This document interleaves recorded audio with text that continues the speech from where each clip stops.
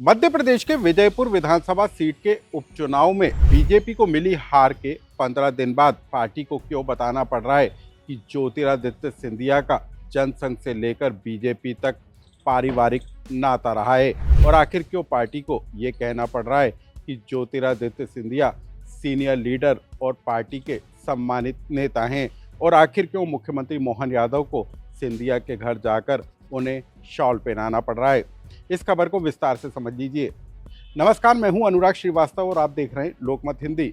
मध्य प्रदेश के श्योपुर में हुए विजयपुर विधानसभा सीट के उपचुनाव में बीजेपी को हार का सामना करना पड़ा, लेकिन इस हार की एक बड़ी वजह मानी जा रही थी कि ज्योतिरादित्य सिंधिया ने वहां पर प्रचार नहीं किया।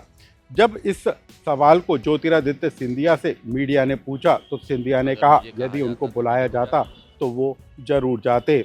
तो वहीं बीजेपी के प्रदेश महामंत्री भगवान दास सबनानी का भी बयान सामने आया।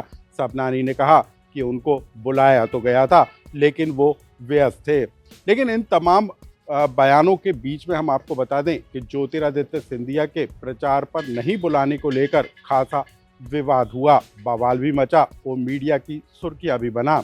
लेकिन उसके बाद जिस तरीके के बयान सिंधिया और पार्टी की तरफ से आए, उससे ये विवाद और बढ़ता हुआ नजर आया।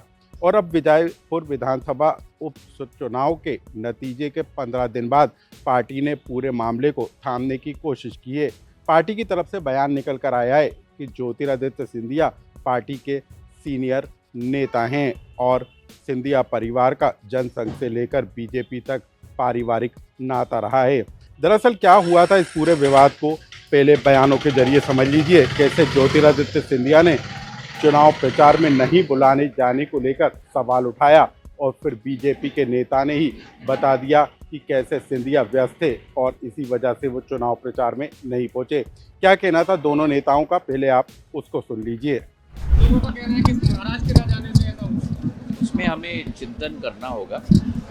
जरूर चिंता की बात है, पर मतों में भी बढ़ोतरी हुई है और अगर मुझे कहा जाता तो मैं जरूर जाता। विजयपुर की जो सूची थी उसमें स्टार प्रचारकों की सूची में माननीय सिंधिया जी का नाम था। माननीय प्रदेश अध्यक्ष विष्णुदत्त जी शर्मा, माननीय प्रदेश के मुख्यमंत्री डॉक्टर मोहन यादव जी, माननीय संगठन महामंत्री हितानंद जी ने उनको विजयपुर आने के लिए आग्रह किया। उन्होंने अपनी व्यस्तता के चलते नहीं आ पाने की बात कही। अब ये दूसरा वीडियो भी देख लीजिए, जब मुख्यमंत्री मोहन यादव अचानक 8 दिसंबर की शाम को सिंधिया से मिलने के लिए दिल्ली में उनके निवास पर पहुंचे। इस मुलाकात की तस्वीरों को भी देख लीजिए। कैसे मुख्यमंत्री मोहन यादव ने सिंधिया को बुके दिए और उसके बाद शॉल भी पहनाया और उसके बाद दोनों नेताओं के बीच चर्चा भी हुई। हालांकि इस मुलाकात को सौजन्य मुलाकात बताया गया, लेकिन इसके पीछे की कहानी यही है कि ज्योतिरादित्य सिंधिया, जो कि पार्टी से ही नाराज चल रहे थे, उनको मनाने की कोशिश है।